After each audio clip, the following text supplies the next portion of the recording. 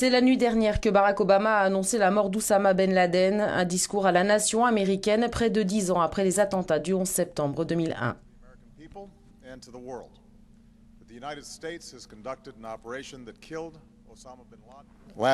Au mois d'août dernier, après des années de travail de nos services de renseignement, j'ai été informé de l'existence d'une possible piste vers Ben Laden. Il a fallu plusieurs mois pour remonter ce fil.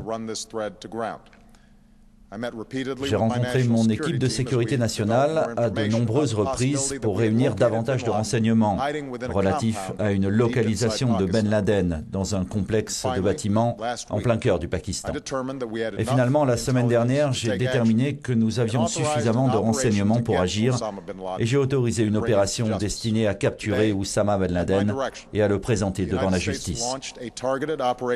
Ce dimanche, les États-Unis ont lancé une opération ciblée contre ce complexe au Pakistan, à Abbottabad. Une petite équipe d'Américains l'a mené avec un courage et une habileté extraordinaires. Aucun Américain n'a été blessé. Après un échange de coups de feu, Oussama Ben Laden a été tué et son corps récupéré. La mort de Ben Laden constitue la réussite la plus importante jusqu'ici dans les opérations de notre pays pour vaincre Al-Qaïda. Toutefois, sa mort ne marque pas la fin de nos efforts. Il n'y a aucun doute sur le fait qu'Al-Qaïda va continuer à essayer de s'en prendre à nous.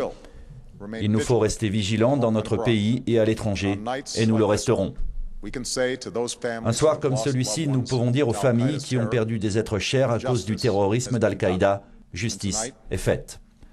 Ce soir, nous retournons en pensée au sens de l'unité qui a prévalu sur le 11 septembre 2001.